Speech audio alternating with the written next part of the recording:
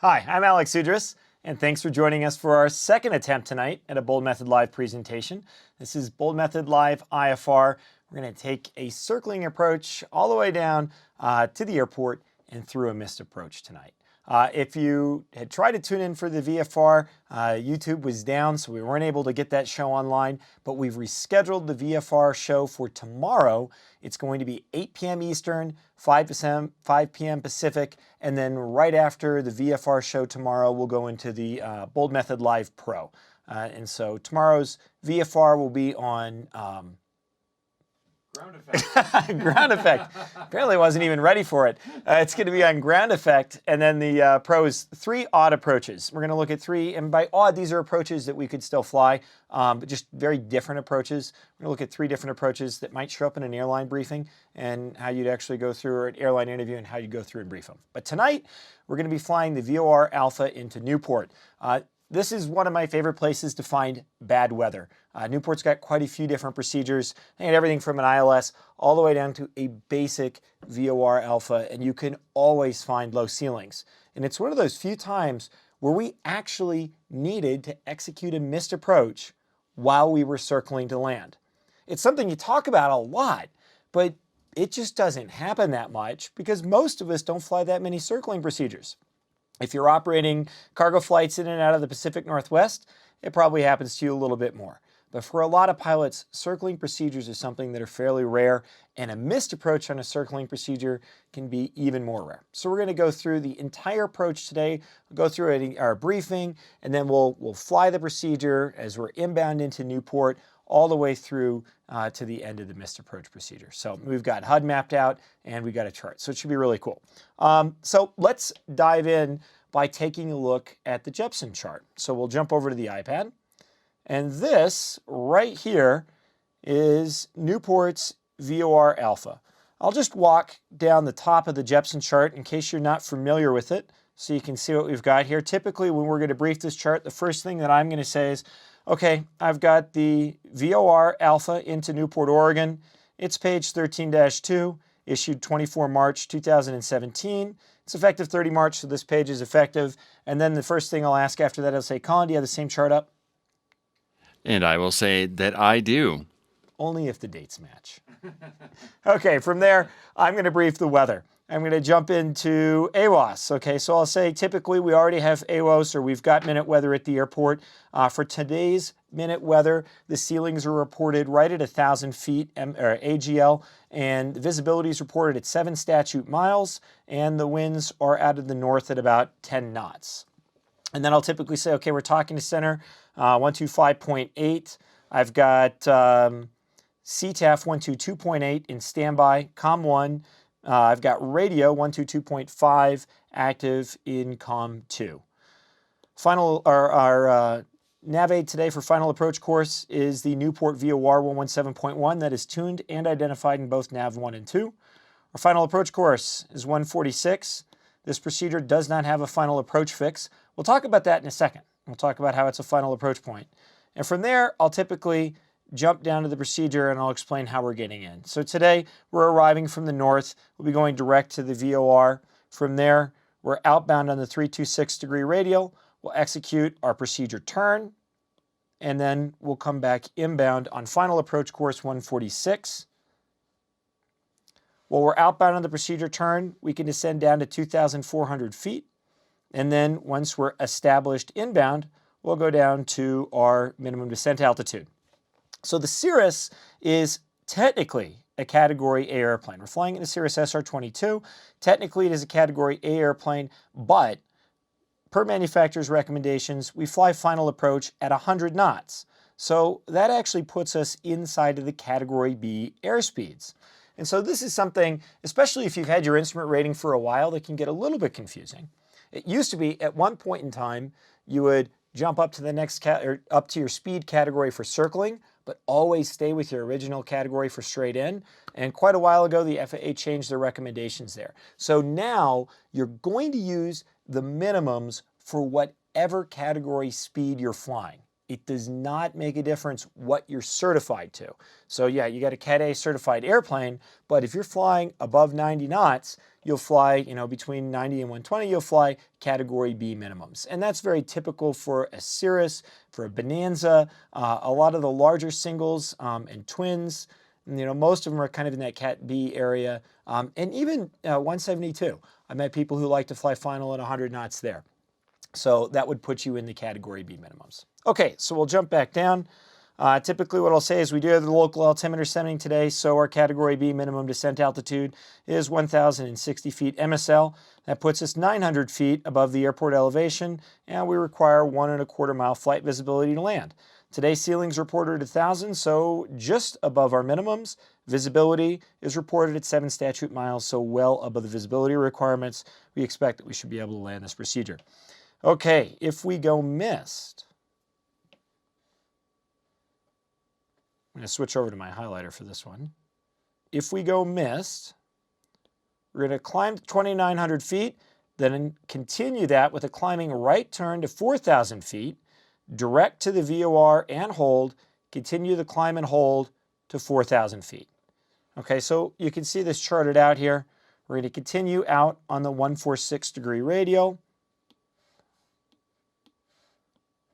until we reach 2,900 feet. Then we'll start our right turnaround and proceed direct back to Newport, and we'll enter the published holding pattern. And this is going to be an easy hold today because it's an easy direct entry. You can see that. Okay, so that's the procedure.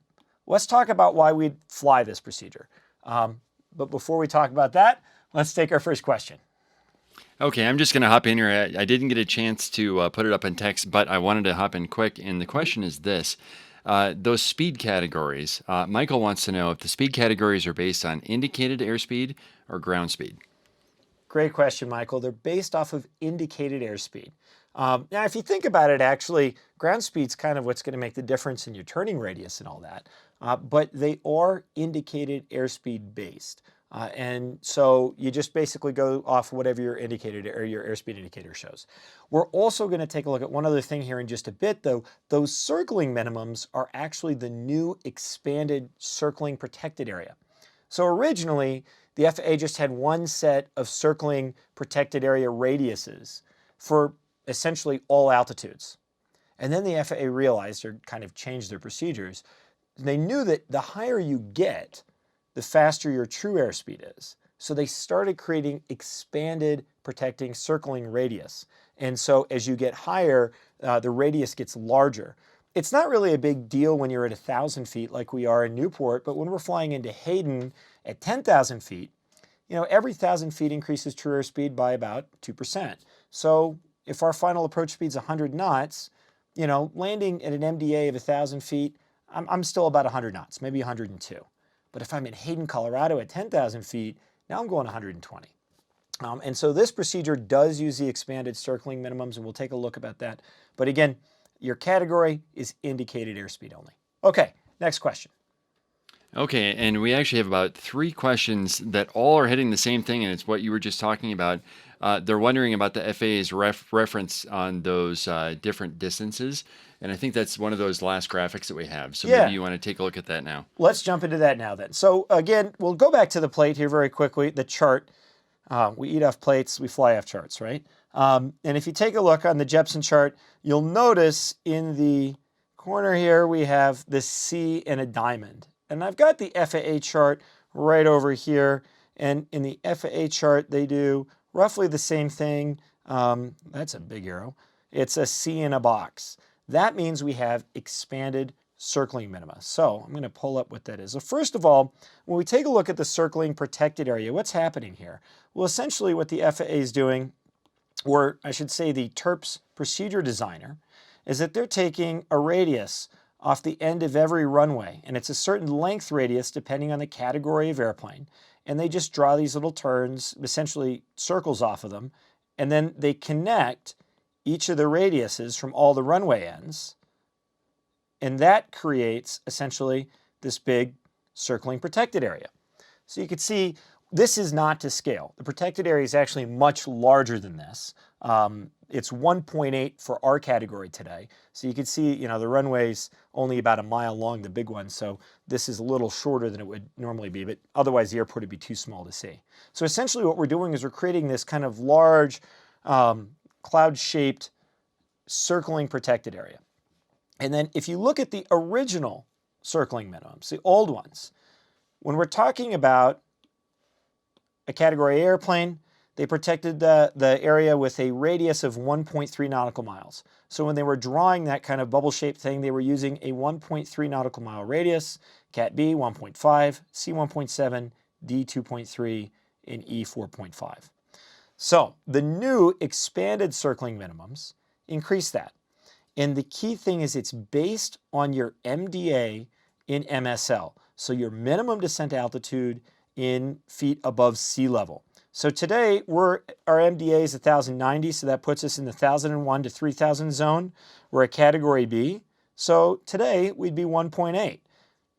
Used to be 1.5.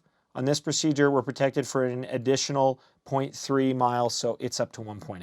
And you can see where that really starts to kick in is if you start looking at places, where your MDA is above 9,000 feet, you're going up to 2.1 miles.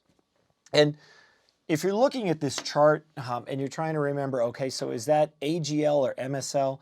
Think about it, it makes sense. Your MDA altitudes, they're looking at it in MSL because as you go up in MSL, your true airspeed gets faster. So that's how we're determining our circling minimums today, 1.8. And this chart is in the front pages of your TPP booklet, or if you're using ForeFlight, you just grab the chart supplement in your documents, and then you can look it up there. And one of the advantages for us, we'll typically brief this before we fly. We'll look at that area. That being said, we remain as close to the runway as possible during a circling maneuver. And you're going to see why as we go through and fly it. Okay, so another question is, why would you ever fly a VOR Alpha? We have quite a few options at Newport. There's a VOR DME to 1.6 and there's and 3.4. There's ILS. There's multiple RNAVs. So why would we in a Cirrus ever fly a VOR Alpha? And if we go back to the chart, I mean, the only thing the VOR Alpha requires is a VOR. It doesn't need DME. You don't need GPS. You don't need radar. You just need a VOR. That is the only nav aid required to fly this procedure. You don't even need to be able to measure distance to fly this procedure, which can confuse some people. We'll take a look at how you would fly this if you don't have any distance information as we're going along. But really, this is a very important procedure in a modern airplane. And that's because in our Cirrus, and in most airplanes that have been manufactured in the last, I'd say, 5 years, they're no longer manufactured, they're no longer equipped with DME radios. Instead, we have our standard VHF lateral guidance. We have VORs and we have localizers. We have an ILS glide path and glide slope system. But as opposed to a DME radio, most new aircraft are just being equipped with GPS units, 1 or 2. So if there was a GPS outage, not only do we lose our ability to fly an RNAV procedure, but we also lose our ability to measure distance. So one of the things I always talk about when we're flying in all these new technically advanced airplanes, all the glass screens, everything's coming from GPS. It's not enough just to practice using the VOR, but you also want to think about what would happen if I actually lose RNAV. Now I need to fly a VOR procedure or an ILS procedure where I don't need to be able to measure distance. And this is a case on the procedure we're looking at today where you need no distance information.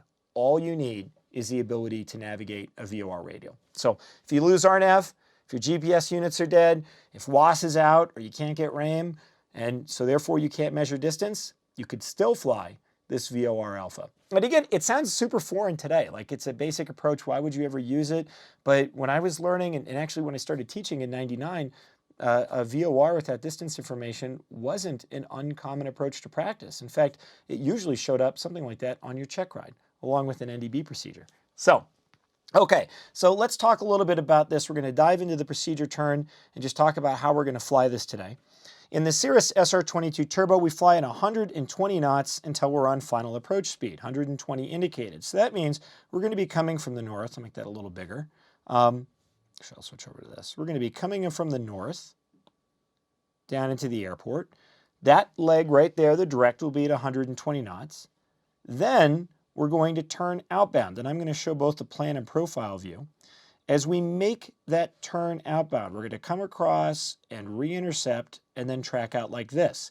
As soon as we cross the VOR, we can now start our descent to our procedure turn altitude, which is 2,400 feet. Okay, that's, there we go. That's what we can go down to. Then we'll fly our procedure turn. So we'll fly outbound. We're going to do this kind of standard one, outbound for a minute, then do a 180-degree turn and fly inbound. And that's a 45-degree leg, 180-degree turn, and then inbound. And the inbound leg, we're not going to time. You just wait until you intercept the final approach course. So when can we descend down to our minimum descent altitude? Well, on this procedure, or on any procedure with a procedure turn, you need to wait until you're established on that final approach course or that inbound leg. So we need to see the needle come off the wall, and we need to be navigating inbound on that course. So sometimes people ask, can I start my descent down to the next altitude then when the needle comes off the wall, or do I need to wait until that needle is centered? And the answer is, it's up to you as the pilot, because essentially once that needle is off the wall and you have positive course guidance and it's moving towards centered, now you are established on the leg, so you could start down. And that's actually fairly typical. As that needle starts to center up, especially as it swings through half, I'll start my descent down. Some people want to wait till the needle's centered. There's only one thing to consider, and that is if your inbound leg is short, you may need to start your descent quickly so that you're not at an extremely high rate of descent. But again, the procedure turn altitude needs to be kept until you're established inbound on the course. And that means that needle is off the wall and swinging towards center, and you as the pilot know you're going to capture it and be able to fly it right down the pipe. So, okay, the next question is, what direction do I do my procedure turn? Everybody asks that. So let's take a look. Jepson draws it like this. Let's take a look at what the FAA does. The FAA just shows you a barb. They don't really give you any advice. They just simply say it needs to happen on the west side of the course. Other than that, it's up to you. Jepson draws it out like this. And you'll notice when Jepson draws a procedure turn, they always have you turn away from the airport. Essentially, they're going to take you out the long way. And there's a reason for that. Typically, you want as much distance to descend on that final approach course as possible. And so by doing a procedure turn that goes away from the airport, you have the longest final approach leg. If we were to do a procedure turn in the opposite direction, if we flew out and then did our procedure turn inbound, our leg would be considerably shorter. Both are fine. But one is going to give you a longer final approach leg. And so how far? Well, it depends on your airspeed, or your ground speed to say. And so I've got a couple things. First of all, at 120 knots, typically if we do a procedure turn away from the airport, away from the runway, it's going to take us out a total of another 3.3 miles in a no-wind scenario. So if I start my turn at 4 miles, I'm going to go 5, 6, 7.3. That's the farthest I'll get from the airport. And then I'll re-intercept that point 1.6 miles from where I started it. So about 1.5 miles out. So if I started at 4, I'm going to be about 5.5 or 5.6 miles out when I re-intercept final. If I go around the other way, I'm going to be able to keep my procedure turn in a little bit tighter. As opposed to adding another 3.3 miles, I'm actually going to only add 2.8. So it saves me about 0.5 mile of distance. It keeps me in about 0.5 mile tighter. My re-intercept point will be 1.8 miles inside of where I started the turn. So if I started the turn at 4 miles, I'm going to re-intercept my final approach course at about 2.2 miles from where I started. And so the problem is, when I turn inside, I oftentimes leave myself with very little room to descend down. Okay, looks like we got a question. Okay, Leonardo's got a question. He wants to know, how do you find the direction of the procedure turn, if you should make the procedure turn to the left or to the right of your course? Leonardo, that's a great question. And so that's actually right what I'm getting at. It is up to you. The only thing that is required is that you accomplish the procedure turn on the depicted side of the course. So let's go back and take a look at this chart. If you look at it, what they're saying is, the FAA saying the procedure turn needs to happen here on the west side of the course. When you execute your procedure turn, you need to stay over here. You cannot fly over here. But whether you fly out and you do a turn inbound, or whether you fly the other way and we go here like that, that is entirely up to you. It's just that you need to stay over on the west side of the course. If they drew the barb the other direction, then you would stay on the opposite end. So again, when I'm flying this, I'm always going to execute that procedure turn. Essentially, I'm going to execute that procedure turn the long way. I'm going to give myself the most room on final. So I'll turn outbound, and then I'll make typically a turn away from the airport to give myself the longest final approach course. There is one caveat to that. And let's take a look. If you look at the profile view, you'll notice that we need to remain within 10 nautical miles of the VOR. Okay, so if something happened where I started my procedure turn late and I thought I was going to get outside of the protected area or be close, then I might do a turn on the inside. So if I realized something happened, I got distracted, and I ended up flying out longer than I wanted, and I'm like, oh wow, I think I'm getting close to that 10-mile section. Then after that first leg, as opposed to turning further away from the airport, then I might turn in nice and close. But I'm only going to do that typically if something went wrong and I ended up a little further. Okay, so that brings up another question. It says you need to remain within 10 nautical miles of the VOR, but it also does not require any distance information. We can tell that the VOR has DME. The D here indicates that the VOR has DME. If you look at a FAA chart, you'll notice that is a huge, there we go. You'll notice that the channel number right here is a good indicator that it has DME, and the shape, it's a vortex, so we know that it has DME from there. Okay, so it has DME, though we don't have to be equipped to use it, and the DME doesn't have to be operational. So how would you know you're inside 10 nautical miles? And the answer is time. Okay, so typically on a 10 nautical mile restriction, which is very common for approaches that are CAT ABC certified. I think you can get it all the way up to D. Yes, ABCD, 10 nautical mile limits are very common.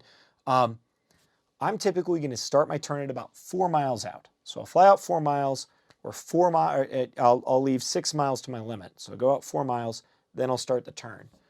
Well, at 120 knots, ground speed, 4 miles, that's 2 miles a minute. 4 miles is going to take me 2 minutes. And so if you didn't have DME, if you had no distance information, you could fly this entire procedure just by tracking outbound, hitting your clock and flying that for 2 minutes, which is at 120 knot ground speed, roughly 4 miles, and then start that turn. When we have DME and GPS information, we can get fairly close to the limit.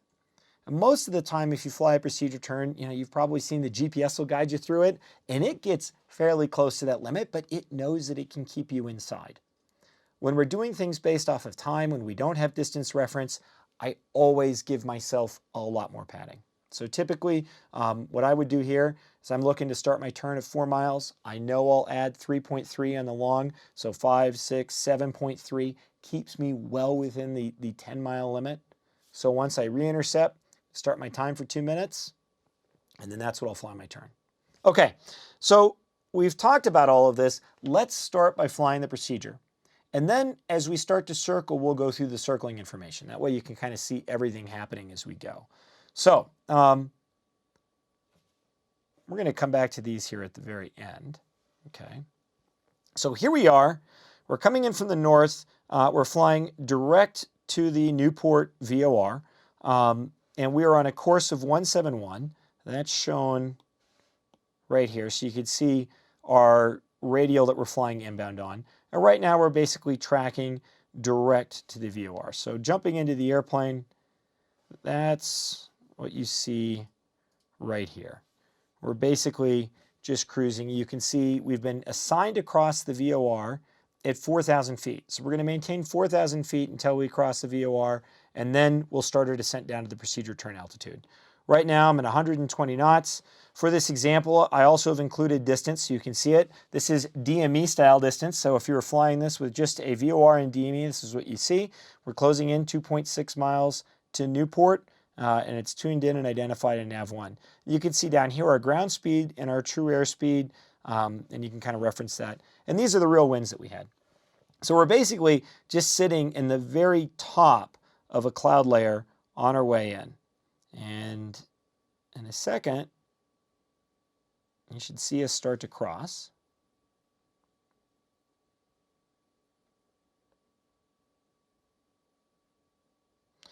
There's the starting to go and the flip. Okay, so right there, now we've crossed the Newport VOR. So we've gone all the way down to here. So now what we want to do is start our turnaround to intercept the 326 radial outbound. So I'm going to set the 326 radial. I also can start my descent. And remember that initial descent that I'm going down to, here, let me pull it up, is 2,400 feet MSL. That's where I'm heading down to. Okay, so with the turn, I'm going to spin my heading bug, get the turn started on the airplane. And then now I've set that course. And I'll fly this just a little bit faster so you can see us kind of cruise through.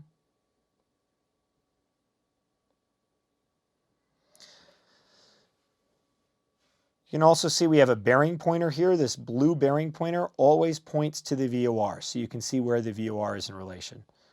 And I'm going to take an intercept angle and allow the needle to come in. Now I haven't started my descent yet, but I could, because I am on the procedure turn section of the procedure. You can see my needle starting to come in. I'm starting my descent down to 2,400 feet, and I'm turning to hold that course.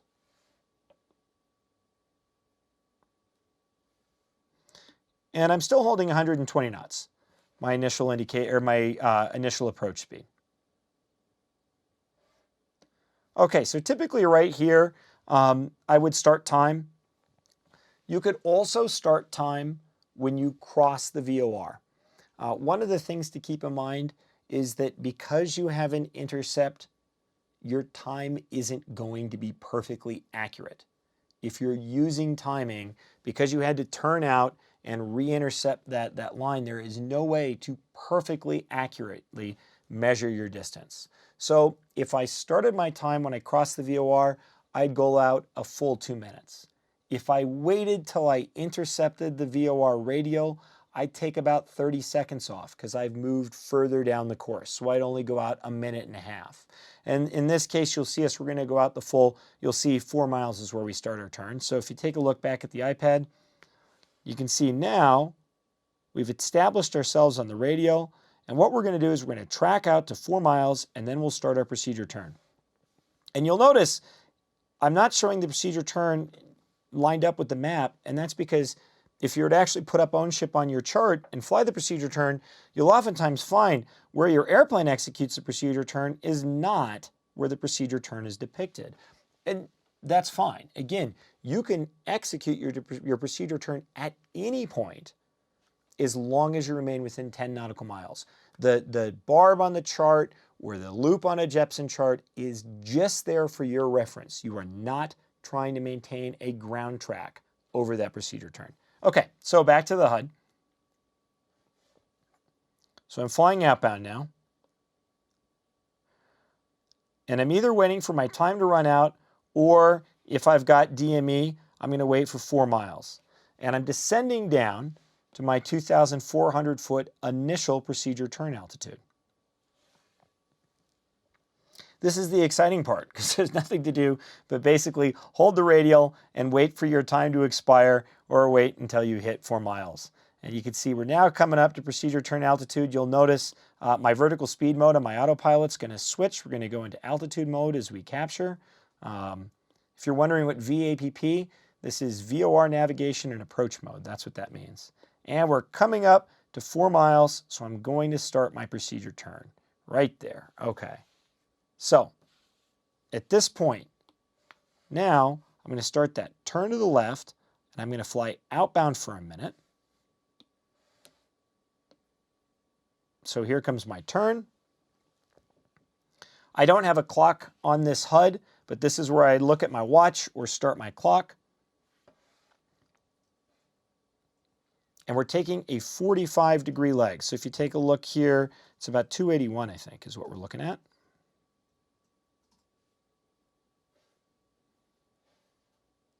And if you compare that, again, this is a light wind day, so we're essentially using the 281 45-degree heading that Jepson has published. Keep in mind, that 45-degree heading is based off of no wind or light wind.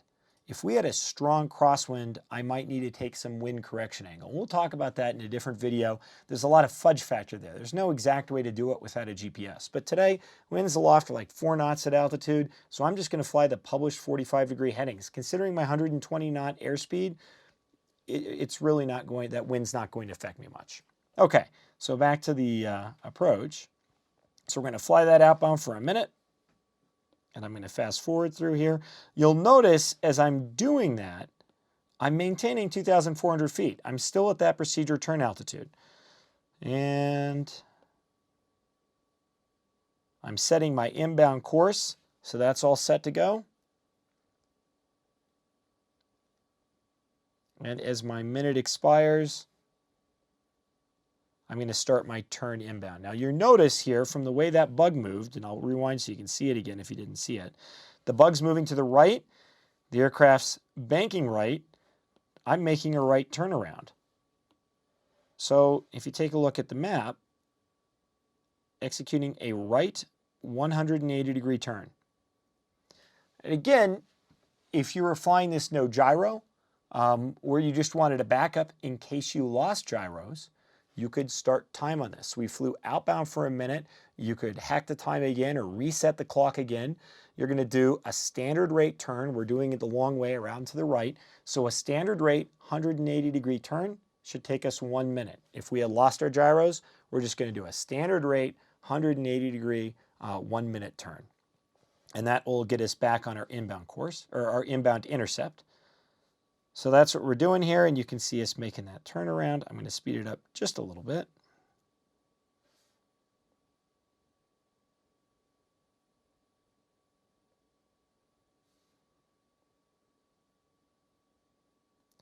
Okay, now we've rolled out on that inbound intercept heading. And what we're waiting for now, let's go back, let's take a look at this. What we're waiting for is we're waiting for our VOR needle to come off the wall. We're still at 2,400 feet because until we see some sort of movement, we have no idea where we are. We're not established on the course. And we can, we need to wait until we're established, till that needle is centering to leave that procedure turn altitude. So essentially, we're going to continue flying this in until we see that needle center up, and then we're going to turn around to join the final approach course, and then at that point in time, we can descend down to our minimum descent altitude. And I'll pull that up one more time so you can see that. Our minimum descent altitude today, we're flying to Category B minimums. So our minimum descent altitude is 1,060 feet MSL. That puts us 900 feet above the airport elevation. And we need 1.25 miles of flight visibility to descend below MDA today and land. Okay, so back to the video. And now you can see that needle coming off the wall. So now it's kind of up to my discretion when I feel like the aircraft is established. I do not have to wait till it is centered totally, but I could start that descent now. Again, I always want to make sure I know I'm going to be able to capture that needle and start down. And I think in this example, there you go. We can see we're starting our descent right now as that needle is kind of coming right on center. We're going to go down to 1,060. You can see that is a big arrow. You can see that that is both selected as our altitude pre-select, and it's set as a baro minimum. So we'll see the Q. For those of you who are used to flying or have autopilot or autoflight, we're in vertical speed mode at 600 feet per minute down, and we're descending along final approach course. So something to keep in mind. You'll notice we have selected our MDA, and I've got the airplane in vertical speed mode at 600 feet per minute down. Because I've selected my MDA, and because I'm using either vertical speed mode or indicated airspeed mode or flight level change if you've got a newer autopilot, the airplane will level off at my selected altitude.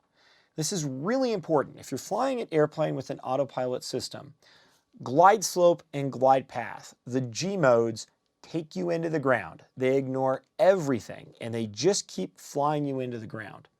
Vertical speed, indicated airspeed, flight level change, they will level you off once you reach your selected altitude. That is not the same thing as your cued altitude. So when you're loading the procedure in a Garmin and you set that baro minimums Q at 10,060, so you see the little Q come up on the altitude tape, your vertical speed mode, your flight level change, your indicated airspeed modes will not try to capture the Q. The Q is for your reference only. If you want the airplane to level out at MDA, you need to select the MDA altitude. And so that's why we've selected the MDA altitude. And it's something really focus on, especially if you're flying with an autopilot, because the behavior between the glide slope, glide path modes and the vertical speed modes are completely different. And people tend to bug different altitudes, and it's really easy to bomb through MDA thinking your airplane was going to level out at it. So we'll jump back there so you can see it. As you can see, we're flying down final. If I was timing this procedure, I really have no way of knowing when I'm going to reach the airport because I will have no way of knowing how far I am. Today we are showing DME here. You can see we're closing in on 5 miles away from the airport. But if I did not have DME, if the GPS was out and I was not DME equipped, I have no way of knowing how far I am from my missed approach point, which is the VOR. So the only thing I can do is watch my to from flag and watch my needle. And that's exactly how I'll know once I've crossed the airport. Everything else, you know, I'm estimating my distance, but you could be mile or more off. So really, we're just waiting for that flag flip at the missed approach point, or we're waiting to go visual. So we've got about 600 feet left to go. We're on our way down. I'll speed this up just a little bit. And there you can see the Q coming in. So I'm just about to level out altitude, and looking up, I still really can't see anything. We're still right in the soup, which is something we expected. It was ceilings reported at 1,000 feet. And now I can start to see a little bit of, I wouldn't call it ground contact, it's really ocean contact. And here I am just leveling out at MDA. That's MDA. Okay, so let's take a look. I'm inbound to the VOR, waiting for the flag flip for the missed approach point, or waiting to visually acquire the airport, the runway environment. And you can see in the corner here, I can see the coast. I definitely can start to see some ground contact, but definitely do not meet the requirements to descend below MDA. Okay, so here's a shot out of our left wing. What I do know from looking at the map is that river leading in is just outside of Newport. Let me see if it shows it. I think it shows it on the Jepson chart. Yep. You can see it right here. So I know I'm probably right past it coming into the airport. So I've got a little bit of a positional reference. But you can see that bridge there, but I can't see the runway yet. I can see ground. And I know just from looking at this that the flight visibility is actually decent. Okay, it's above that 1.25 miles. I know that is more than 1.25 miles away from me. So I have enough flight visibility right now to land. I could see more coast stretching out in front of me. And in a second, you're going to see the runway appear here. And one of the things that's challenging is we're doing all of this while holding the airplane right at MDA. Until I see the airport, I am not going to start circling away from the radial. I'm going to remain on my final approach course once I see the airport environment and I know that I can, I've got the required visibility, then I'll start circling to land. And you can see, okay, the city's coming up off our left. And that's the airport right there. You can see the runway right here. And it's going to come into view in just a little bit. That's right there. So now, as a pilot, I can see the airport environment. I know that I'm right on the radial. I'm right at MDA. And so I felt comfortable at this point in time to be able to land. So we'll keep going through. You can see it right out there. The GoPro makes it a little bit harder to see than it was in real life. So now what I'm doing is I'm turning on a downwind leg. And this is how we start a circling procedure. Okay, so let's talk about the circle to land. And again, on the GoPro, the contrast isn't great, so you see a little less in the GoPro than we see in real life, but I clearly had the runway in sight, and I could see out past the airport. I could see several miles, so I knew I had the flight visibility. So now I'm going to break off. I'm going to start to circle. And what I want to do is try to make my pattern as normal as possible. And essentially, the wind's out of the north, so I'm going to circle around a runway 34, and I'm just going to fly a left traffic pattern for runway 34. And I'm making call outs to the pattern just as I would do in a VFR day. I know people are going, wow, you know, with a 1,000-foot ceiling, who'd be out there? The Coast Guard could be out there. You could have helicopters operating. So we're still making all of our calls. Looks like we've got a question. Okay, we've got a great question here because you're going to talk about it and show the video right now. And this comes from Steve. He says, I get a lot of student questions on how to decide how close to the airport to stay on a circle and whether to climb from the MDA to traffic pattern altitude. Those are great questions. Okay, so the first one, in real life, when we're not flying under the hood, practicing procedures, going all the way down to the MDA, okay, that's what we do to build proficiency, right? But if you're actually out there flying in the soup, are you going to take it all the way down to MDA when you break out of the clouds? And the answer is, if I'm in clear air, I'm going to level off at traffic pattern altitude if I'm planning on flying a pattern, as opposed to leveling off at MDA. I won't go all the way down. Now, if it looks like there's kind of scud or clouds around me and I would end up back in the clouds, absolutely, I'm going to take it down to MDA. But oftentimes, when we're flying circling procedures, we break out well before we get to MDA. In fact, if you talk to a lot of pilots who fly a lot of approaches, unless you're flying the Pacific Northwest, oftentimes you're out of the clouds halfway down final approach. So in that case, I'm going to level out at my traffic pattern altitude, and I'm going to fly my traffic pattern at a normal distance. Again, we're trying to keep things as normal as possible. And if you think about it, if we go back to those circling protected areas, okay, the radius on the runway for us at category B is 1.8 nautical miles. Okay, so if you look at that, that means that there's a 1.8 nautical mile radius being drawn from each one of these. This is much farther than you would traditionally fly a traffic pattern. Okay, so, you know, half mile, even 3/4 of a mile pattern, even a mile pattern, which would be a very wide pattern, you're still well inside that protected area. So one of the things that I try to do is keep my traffic pattern distance normal. Again, you're already landing in low visibility. And the runway can be contaminated, and your traffic pattern altitude may or may not be right. You could be below it down at MDA to get out of the clouds. So I want to try to keep my visual references as normal as possible. The exception starts to come into, well, what happens if that flight viz is right at 2 miles? Do I need to get in closer to the runway so that I can maintain visibility? And that might be the case. But the other thing I always tell people is circling procedures are inherently very dangerous because you are no longer maneuvering on a guided course. You are visually maneuvering to land the airplane without any directional guidance whatsoever. Your needles have gone full scale. So even though the approach minimums may allow me to go down to 1.25 miles viz, there is no way I would fly a circling procedure with only 1.25 miles flight viz. At that point in time, just to see the runway, you might have to be so close that it is almost impossible to maneuver the airplane and safely land. So again, to kind of directly hit on that question, I try to keep my traffic pattern as normal as possible. If I'm breaking out and I'm clearly in clear air, I'm going to level off at traffic pattern altitude. Otherwise, I'll take it down to the minimum descent altitude, but I still try to keep my spacing as normal as possible and fly a normal base to final.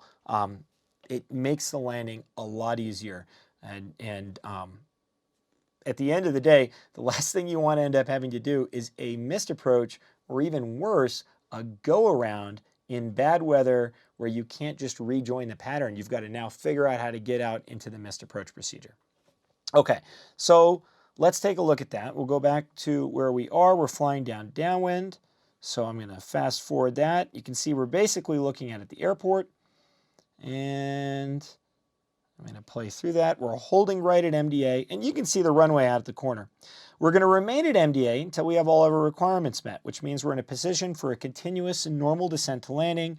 We have the runway environment in sight, which we clearly do right now. We have the required flight visibility. Well, we know we have the flight visibility. This is a mile-long runway. We can see out much further than that off our left and forward. We clearly have the runway markings in sight. The lights don't show up so well on the GoPro, but they're up and lit. We have those in sight. So I have flight visibility. I'm not quite in a position for a continuous descent to landing yet, so I'm going to stay on my downwind leg until I can start a continuous descent. And that's when things go bad. Right here, I lose everything. Okay, so if you take a look at what's happened, I can't see anything anymore. We've flown back into some low visibility or a cloud. And I'm full scale on my VOR. I am no longer on a guided course because I am now circling to land. The VOR somewhere off to my left, maybe my 10 o'clock. I'm still at MDA, but all of a sudden I'm back in the soup and I'm no longer on course. Well, first of all, if you go to 91.175, the regs, this is that classic part. If you lose sight of the airport environment during a circling maneuver at or above MDA, so once you've departed your final approach course and you have started to circle the airplane to land, if you lose sight of the airport environment, you need to immediately execute a missed approach procedure. And that's what's happened here. Okay, we're still at MDA, but I can't see anything. Okay, so what do I do? Well, the goal is to get me back on a published section, a guided section of the procedure, to join the missed approach course. But I need to do that in a protected area. And so right now as I'm circling, I'm already maneuvering in the airport's protected area. The goal now is to keep me inside of that airport protected area until I get established on the missed approach course. And so here's how you do it. You turn in the direction of your landing runway. So let's go take a look at that on the circling group. If you think about it right now, I'm on a downwind that's taking me here, and then what I wanted to do is a base here and a final there. Okay, so at this point, I'm probably somewhere, I'm going to use a different color, probably right about here. What they want me to do is start my turn to rejoin the missed approach course so that I find myself turning towards my landing runway. Right now I'm landing on runway 34, so I'd make that a left turn. And if you look at what that does, that puts us in the center of the airport's protected area. Okay, let's change this. Let's just say, and I'm not sure this is, one other thing to think about, I'm just going to say this quickly. If you're circling, they would like you to try, if possible, to stick to published traffic patterns, but you have the freedom as a pilot to create the traffic pattern that you need to safely land the airplane, considering other aircraft operating in the area. Just because you're on an instrument approach doesn't give you priority. In this case, there was no one at the airport. I could fly a right or a left pattern, whichever one I find is safer. So let's say I was landing on runway 20. We'll go back to the iPad. Okay, so I'd come down like this, and then I'll switch colors again. Come down maybe like this, and then join to downwind, and I had planned on a base to final. Let's say that's what I was planning on doing. Okay. Let's say I was right here when I lost sight of the airport. Again, I'm going to turn back towards this runway. So what I'm going to do is something like this, and then try to rejoin the missed approach course, as opposed to turning away from the airport. and joining the missed approach course. And you can see, I'm going to do the other one here in pink, why that makes sense. Okay? This maneuver, turning towards the runway, puts us over the center of the airport and in the middle of the protected area. So I'm protected from obstacles. On the other hand, turning away from the landing runway takes me further away from the airport's protected area. I can end up somewhere out here where there is no afforded obstacle protection, and now it's just luck that I don't hit anything before I get established on that missed approach course. So the goal is to always turn towards the landing runway and then continue that turn around until you reach the missed approach course. This is not something that you want to try to figure out in the air when you need to go missed. So if you're executing a circling procedure, this is something that I brief. Here's how we're going to circle for the runway. If we lose sight at this point, this is the maneuver we're going to do. We're going to turn left. If we lose sight at this point, we're going to turn. And so you've kind of briefed your exit strategy for each point in your circling maneuver. That way, if it happens, you're ready to make the turn and you know what direction you want to go. And again, we're always turning towards the airport to keep us, or turning towards our landing runway to keep us over that airport protected area. Again, according to the FAA, according to TERPs, there is zero obstacle protection provided once you depart below MDA or DA and once you depart the final approach course or a published course. So as I start my circling maneuver, they have that circling obstacle protection area, but essentially it's up to me now to avoid obstacles. And of course I can't see them because I'm in the soup. Okay, so let's go back and continue this flight through. So at this point in time, I'm going to immediately start my missed approach climb. You can see my power is already coming up. That is the first thing to keep in mind. Climb. That is more important than anything else out there, is to get the airplane going up. So I've already started bringing my power up. The HUD's just a little bit slow to show the climb, but I am starting to climb up, and I've set my missed approach altitude. And now I'm going to turn left towards my landing runway to intercept that final approach course. Okay, so I'm moving my heading bug, and I'm going to take a 20 to 30 degree intercept. This is something you want to be very, very careful about. This can be a little bit frightening. That needle is full-scale deflection during that circling maneuver. We'll go back to that really quickly. That needle is full-scale deflection during that circling maneuver. It could be very easy to take a 45 degree or a 50 degree intercept angle because, man, you want that needle to get back on course. But think about how close you are to the VOR. You're only a half mile away. And if we ended up taking something like a 45 or a 50 degree intercept angle, we'd blow right through the missed approach course. So this is something that takes a little bit of patience. And it can be very uncomfortable, but keep in mind, typically that nav aid is on the airfield. And you're starting that circling missed approach over the airfield. So you're really, really close to your nav aid. That needle is going to be very sensitive, and as it starts to come in, it's going to come in quickly. You're already climbing in the soup. The last thing you want to do is execute a steep turn to try to recapture the needle. So keep in mind, a 20 degree, 30 degree intercept angle is all you really need, and you need to keep the airplane climbing and allow that needle to intercept. So we'll go back to that. That's what we're doing here. I'm turning the airplane over and taking about, I think I took a 30 degree here. And you can see, can't see anything out there. I'm going to start to clean up my flaps here in a second as I got the airplane climbing. There you go.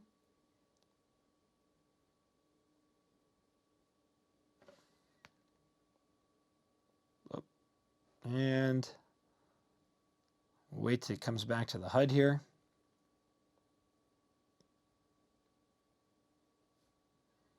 Okay, I'm holding this intercept, waiting for my needle to come back on. I'm waiting for some movement as it comes off the wall. At the same time, I've already started my climb. I'm climbing. Most important thing is climb to my missed approach, top altitude of 4,000 feet. And you can see that VOR. Now, one of the things to keep in mind, I can cheat a little bit because my bearing pointer, when that tail lines up with my head, it means I'm on course. So I can see, I'll rewind that so you can kind of see that. You can see with that bearing pointer that I am starting to close. This is one advantage to a bearing pointer. If you're flying a glass cockpit airplane with one, I always have it up when I'm navigating. You can see how quickly I'm starting to come on. Now my needle's coming off the wall. I'm starting my turn to capture my missed approach course. See how that bearing pointer lines up right when the needle does? Okay, now I'm back on a published portion of the approach. Sync up my heading bug, and I'm looking for 2,900 feet MSL. Notice I don't bug that. That's the altitude I'll start my turn direct to, but I don't want the airplane to level out. I want it to keep climbing, so I always bug my top missed approach altitude. Okay, so we're climbing and coming up on 2,900 feet.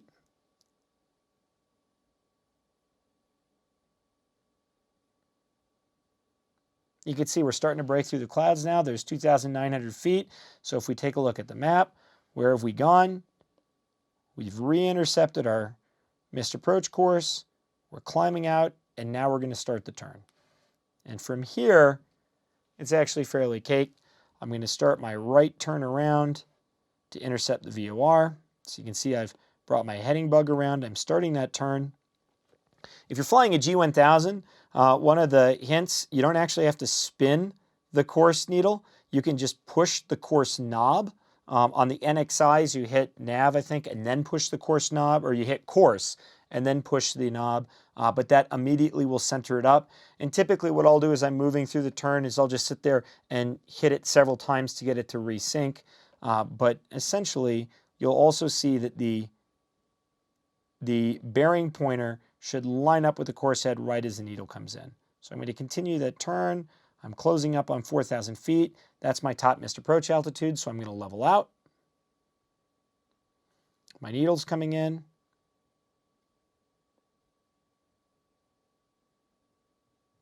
And I'm going to take it to the VOR. And again, this course that we're on, 347, that is not a published course. Essentially, you just keep that turn going until you're direct to the VOR. So that's going to depend, what radial you take inbound will depend on your aircraft's ground speed. If you're moving faster, that's a longer turn. You're going to be somewhere over here. If you're, something didn't like that. Let's go back here one second.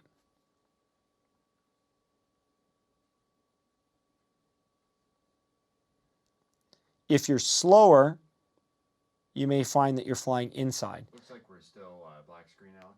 Oh, give me what?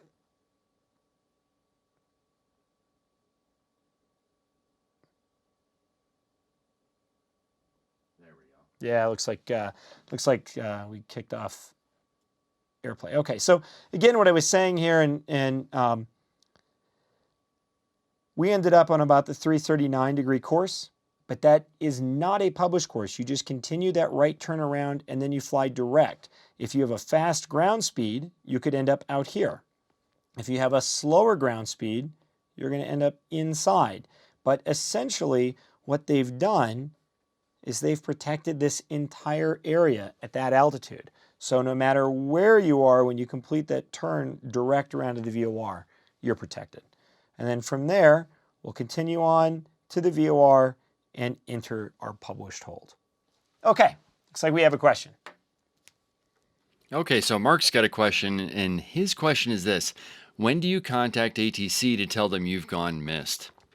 Okay, good question. We didn't put the audio in here, but one of the things to keep in mind, ATC has protected that airspace for you. They will continue to protect that airspace, including the missed approach segment, until you talk to them. Until you let them know you're down on the ground, or until you let them know that you're on the missed approach. So there is no rush to talk to ATC. One of the things that I always tell people, it's easy, oh wow, okay, I gotta let them know I'm going missed. What you really need to do is fly the airplane. So in my general rule, okay, I've lost sight of the airport, power up, start the climb, turn towards the landing runway. I'm still not gonna talk to ATC. I'm really busy. I'm close into the nav aid. That needle's going to close in quickly. I'm not on a published part of the route yet. I just want to focus on flying the airplane. Once I've reestablished myself on the missed approach course and I am established and climbing and the airplane's configured, then I'm going to call them. And again, it's something at your discretion. But one of the things you want to think about is you definitely want to be focused on flying and navigating the airplane during the initial segments of a missed approach, especially a circling missed approach where you're no longer on a published course. You know, a missed approach procedure is a little bit easier coming off an ILS or somewhere where it's a straight in where the entire time you've got positive guidance. You know, then I'll get my configuration cleaned up, get it climbing, click on and say, hey, we're going missed. But on a circling procedure, I wait until I am comfortable that I am back on and established. I don't want to be distracted as I'm getting myself established on the course. And again, they have to protect that airspace until they hear from you. In fact, every once in a while, someone forgets to let them know that they're on the ground, and they're trying to figure that out, calling people, asking us to radio down because they can't let anybody in there until they hear from you. Okay, next question. Okay, we have a whole pile of questions that we're going to try to get through here. Awesome. And what I'm going to try to do is structure them so we're starting from the beginning of the approach and working all the way through. So we're starting off with this one. The question is this, and this is beginning on the approach. Do you start descending to the procedure turn altitude while turning outbound, crossing the VOR, or should you wait until established on the outbound leg? And the second part of the question is, how long would you time the outbound procedure turn leg? Okay, let's go back to the Jepson chart here. So first of all, most procedure turns do not include a note that restricts your descent, but there are a few that do. If there is not a note on a Jepson chart that says you need to wait to descend until you're established, you can start the descent as soon as you cross the VOR for the entry. So typically, if I'm coming inbound, and let's make that a little bit bigger, I'll make it magenta like they would normally be. Okay, so I'm coming inbound, and then I'm going to start my turn around to intercept. I would typically start my procedure turn, or start my descent to the procedure turn altitude right as I cross the VOR. That's when you can. You do not have to. You can wait till you're established on the outbound course, but that's when you can. Let me see if I can find an example quickly. I think Canyonlands.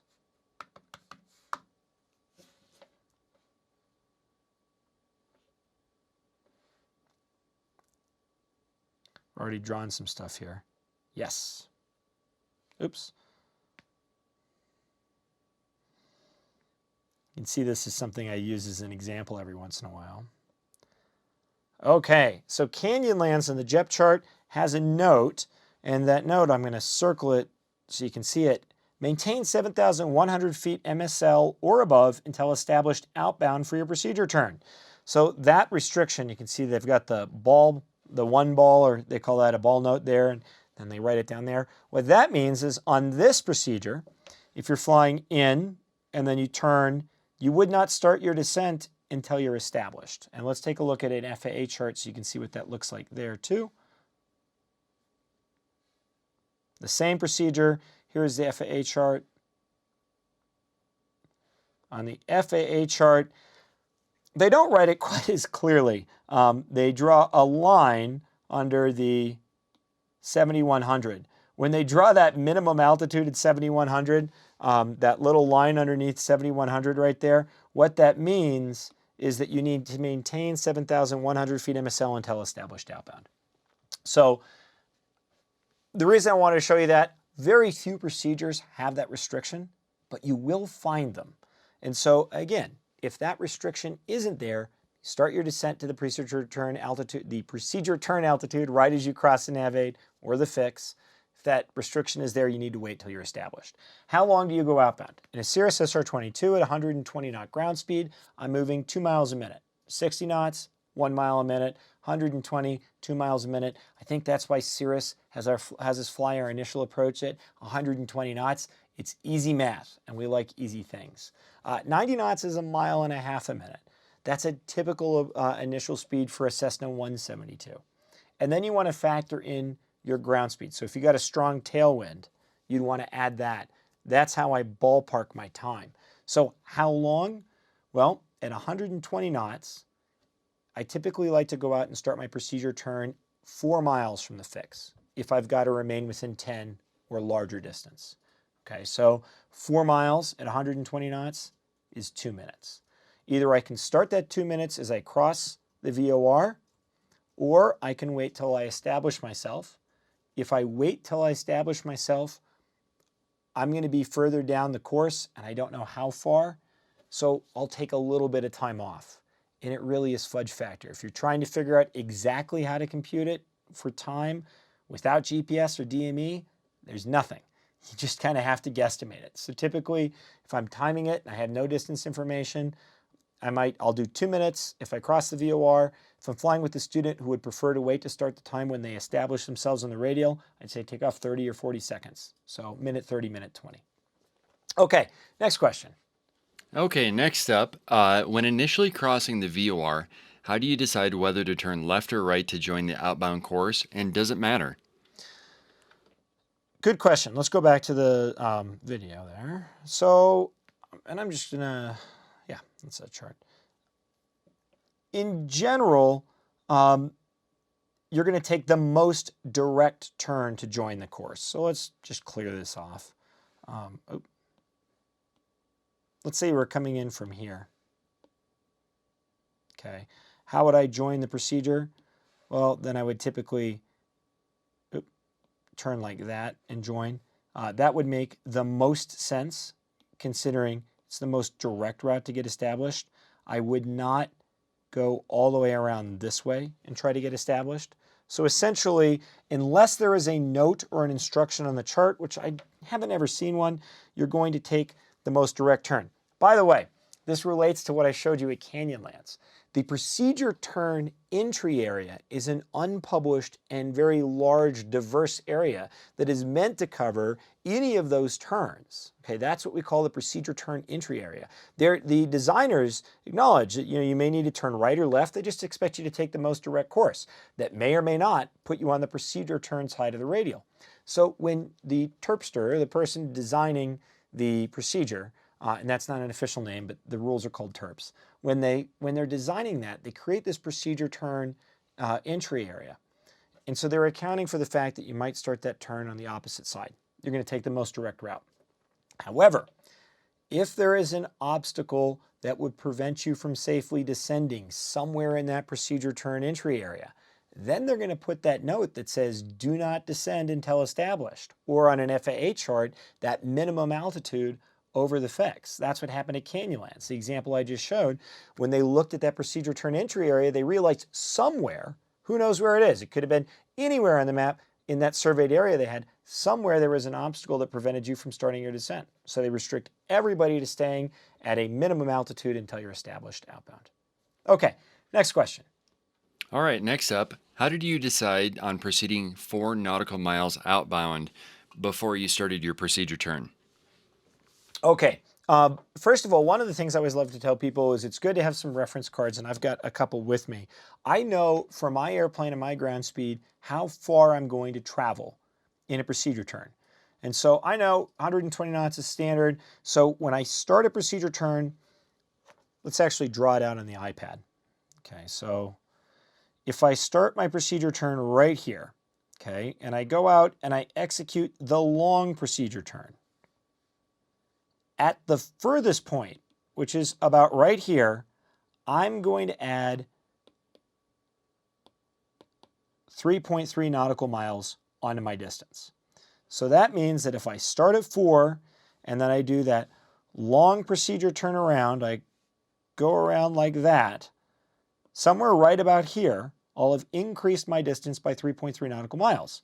So in this case, I need to remain within 10 nautical miles of the VOR.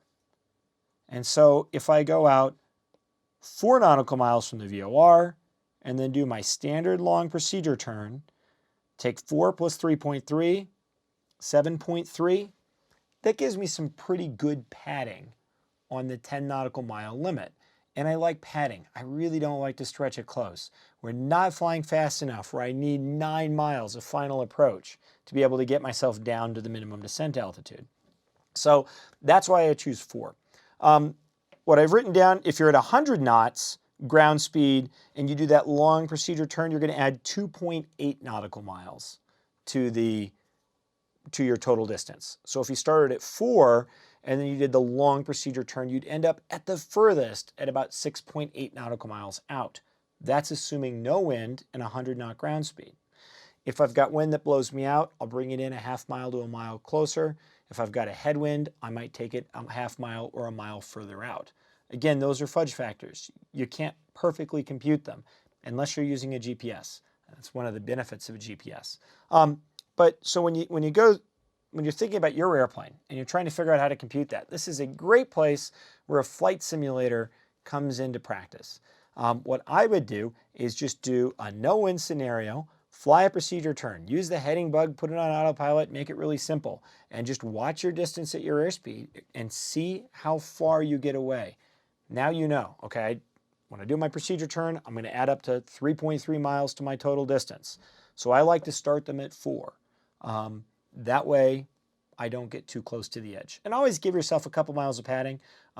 You definitely don't want to be completing that turn at 9.5 miles unless you have GPS guidance. The GPS will take you up pretty close to the limit. I have seen that. But at the same time, it is turning to keep you inside of that limit. And again, that's something as a pilot you should be monitoring the entire time. Okay, next question. Next up, is that 10 nautical mile procedure turn rule standard for all VOR approaches? Colin emailed the FAA about this just a couple days ago because I was curious if they could change it with a NOTAM. And the answer is, Colin, I'm going to have you jump in. 10 Yeah, miles. I actually just pulled up the email here as we were talking. I was planning on this. Okay, so the FAA said that the minimum procedure turn distance is 10 nautical miles when Cat B, C, or D minimums are authorized. It could be decreased down to 5 nautical miles if only Category A or helicopters are operating at that airport. And you'll also see them larger if you have Category E aircraft. You'll see them up to 15 nautical miles. We see that at especially military airports or airports that are used by the military. They may be a civilian use field, but it has a procedure that the military may use for practice or as an alternate. And so they can take that procedure turn distance up to 15 nautical miles. The thing we were interested in, GPS will guide us through a procedure turn. All the timing and all that I showed, that's our backup. But 99% of the time, we have RNAV capability, and it's going to tell you when to start your turn and guide you in. It's fantastic and makes flying much, much easier. But one of the things we were curious about is keep in mind the database update cycles and the procedures updates are not necessarily the same. The database update cycle is essentially a manufacturer's discretion. They could choose to issue a database every day if they want it, because the national airspace system changes every single day. That's why we have NOTAMs. So one of the things to think about is if the GPS is navigating your procedure turn for you, you want to make sure that the limit on the chart matches what the GPS is doing. Because if the FAA changed the procedure from maybe a Cat E procedure where it goes out to 15 nautical miles, they got rid of the Cat E minimums and brought it in to 10 nautical miles, but you hadn't had a GPS database update yet, your GPS may think that it's safe to go all the way out to 14 nautical miles. And in that case, as pilots, we need to intervene and manually fly the procedure turn. And again, when you start looking at aviation now, we start talking about all these things. They were simpler when I was flying in 97, 98, 99 without GPS. Because you always had to measure the distance with the DME and you could never trust it. You trust anything else. You measured the distance. These days, you can let the GPS do most of the work for you, but you need to make sure that the information in the database matches the chart, that the chart hasn't been revised, because those two update cycles are not necessarily the same. Okay, next question. All right, next up, and we got a few more I think we've got time for. Michael wants to know this. How do you recommend configuring the aircraft for a circling approach? Gearin flaps down or fly the approach clean and wait to configure until you are in a position to land? Okay, so in the SR-22, and I didn't get too much into our configuration on this flight, but typically we fly the airplane at 120 knots clean, and then as I slow down to my final approach speed, as I transition onto my final approach segment, I'm going to bring my flaps down to 50%. I'm going to slow my indicated airspeed down to 100 knots. That's what I'm going to fly then throughout the rest of the approach. on a circling procedure, unless I'm flying a normal traffic pattern in good VMC, essentially, I'm going to continue to make a flaps 50 landing. I won't go full, especially if the weather is bad. If I got out of the clouds and I had 2,000 feet further down in clear air and I just flew a normal pattern, then I do my normal flap extensions and my gear and all that as I move through the pattern. Keep in mind, when we were flying the Aero retractable gear airplane, we always put the gear down as we started final approach. I can't think of anybody who would typically leave the gear up on final approach. So when you're talking about gear is already going to be down on final. We would never pull it up unless we're starting a missed approach procedure. And that's just simply because then you could forget to put it back down. So the gear is normally going to already be down as you're on final approach. As far as flaps go, if the visibility is low and I'm landing in inclement weather, I'm going to fly as normal of a pattern as I can, but I typically will not change my flap setting. I want to make as few configuration changes as possible. I'll make a partial flap landing. If the weather is good, I'll fly a standard pattern and I'll do my standard flap extensions. This also brings up the fact that we should be practicing normal partial flap landings. For example, in a Cirrus, we use 50% flaps for our instrument approaches. So I practice a 50% landing as if it's a normal landing. Normally, when we're flying a standard pattern, we'll bring flaps down to 100. So I want to make sure that I'm equally comfortable with landing the airplane at 50% flaps as I am with landing it at 100% flaps. And something people kind of forget about is to practice those partial flap landings. And then you end up on an instrument approach, you're on final, your airspeed's fast, visibility's bad, runway's contaminated, and you're like, oh man, I want to get those flaps all the way down to full. Of course, as you do that, the airplane balloons up, you destabilize your approach, and you end up having to go missed. That's why we watch out for configuration changes on final. Okay, next question. All right, up next, Andreas wants to know, and this is specific to this Newport approach. He says, I was going to ask about runway 20. Newport runway 20 is a right pattern, so crossing 3-4 and doing a left-hand pattern, is that okay, taking other traffic into consideration? And if not, how would you get into a right pattern if you break out over the airport? It is okay, taking other traffic into consideration, and that's the key. The FAA gives you quite a bit of discretion on a circling maneuver. Essentially, you can develop the best pattern, the most safe pattern based off of your position and which runway you want to land on. They acknowledge that flying the published pattern may not be the safest option for every circling approach. However, you need to match the flow or work into the flow of traffic at the airport. Oftentimes, this is not an issue. Because the weather is low enough that you typically don't have other aircraft operating. But keep in mind, circling approaches may be conducted obviously to an airport that is technically Class G at the surface, and you could have helicopter operations that even though it is essentially fixed wing no-go without an IFR clearance, you could have VFR helicopter operations in Class G airspace. You see that a lot on the coast because there's a lot of Coast Guard work. There's a lot of work bringing people out to boats and stuff like that. So even though the weather's bad, don't assume there isn't someone in the pattern. Talk on the radios. You make as many calls as possible. And if you're going to fly a non-standard pattern because you feel like it is the safest, best, likeliest option to get the airplane on the ground, make sure you're very, very clear about that as you're announcing your intentions on CTAF. Let them know you're going to fly a non-standard left traffic pattern for the runway. And if there's other traffic and that doesn't work out, you can either go missed or try to conform with the standard pattern. What we've typically found, especially in those airports, we're oftentimes in low weather dealing with helicopters. A lot of times it's a Coast Guard operating on the ground or doing takeoffs and landings. And they, as long as you give them notice, you announce your intentions, they're fantastic. They land, they get out of the way, they let you make your landing, and then they're back up flying. Okay, next question.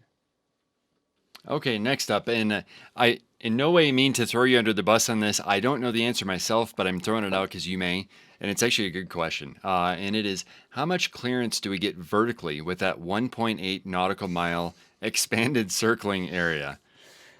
I'm laughing because 9 months ago, I looked this up in terps. I don't know.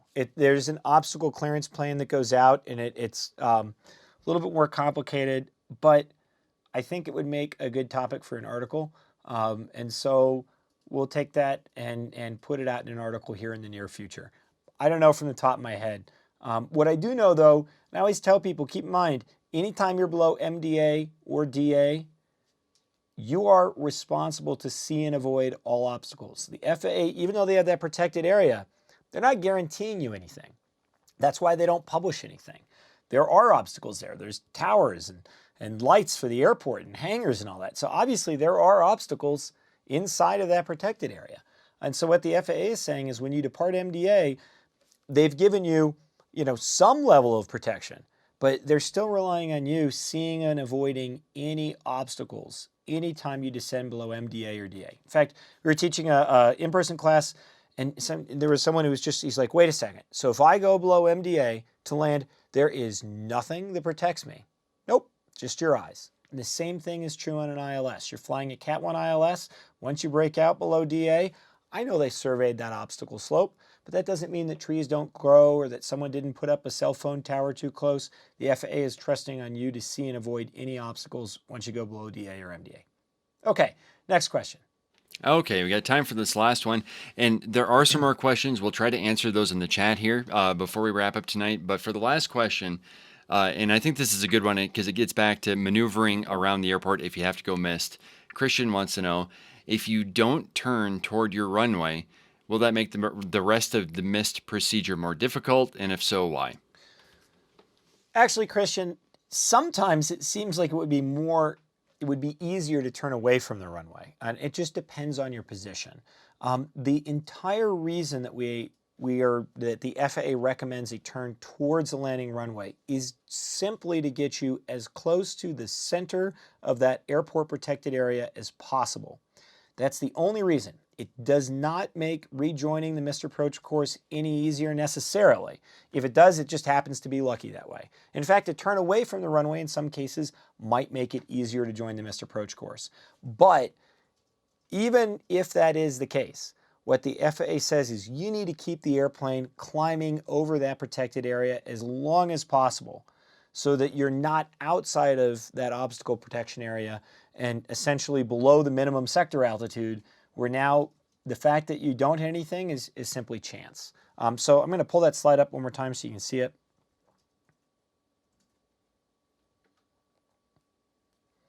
Maybe if we were, for some reason, let's do the one that sticks. Okay.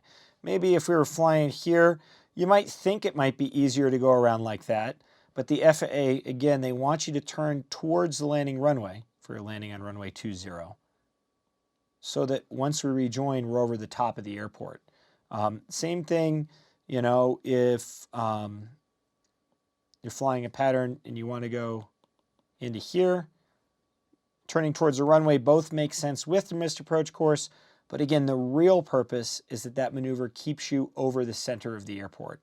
And again, with ours, we break off from the course.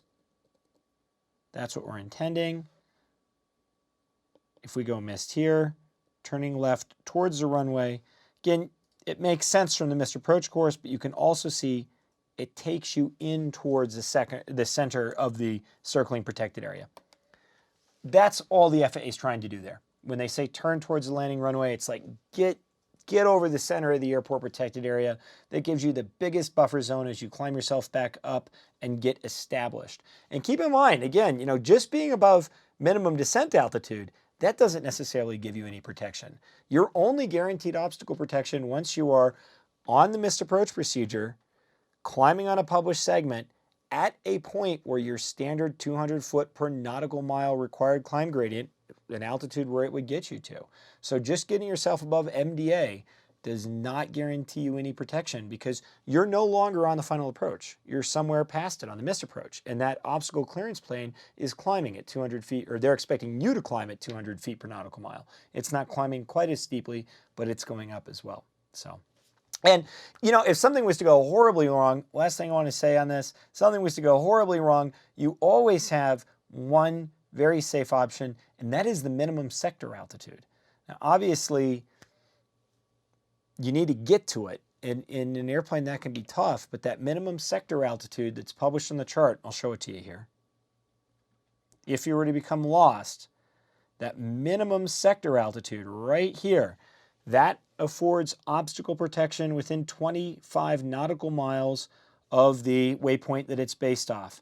In this case, it's based off of the Newport VOR. So, you know, if you were on the missed approach segment, which would take you in, you'd be going kind of like that.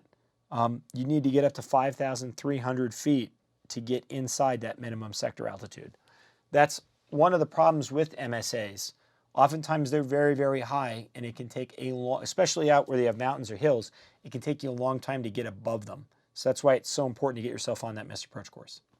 Okay, thanks for sticking with us tonight. I know the first one, our VFR show, got moved, but if you're looking for that, that's going to be tomorrow. It's at 8 p.m. Eastern, 5 p.m. Pacific, and then right after that, we're going to do our Pro, which we're going to look at 3 different approach charts. One of them is the Aspen localizer. We'll look at a couple other ones. These are all charts that can be flown in a GA airplane. In fact, we've flown a couple of the procedures, I think, and they're just unusual. There's some things there that we don't typically see. They can show up in an airline interview. So we're going to go through those in the Pro, and in the VFR, an hour before that, we're going to be talking about ground effect. We're going to take a look at why ground effect seems to make us float and miss our touchdown point. So it's a good refresher on VFR basics. We've got links in the bottom. If you haven't ever checked out a Boldmethod training course, that is primarily how Boldmethod stays in business. So take a look at our courses. We've got 3 great VFR courses on charts, weather, and the National Airspace System. And we've got a fantastic takeoffs and landings course. I think I did 1,000 takeoffs and landings in making that course. It's got over 3 hours of video. All those come with a 30-day money-back guarantee. And if you call the office line, chances are you'll either get Colin or me. So if you have any questions about them, give us a buzz. Also, we'd love to hear your feedback and some topics that you'd like to hear about next time. Our next IFR show will be in 2 weeks. And other than that, Colin, is that all my closings? I think you got it all. Awesome. Hey, thanks for tuning in with us tonight, and I'm looking forward to seeing you in a couple of weeks. Good night.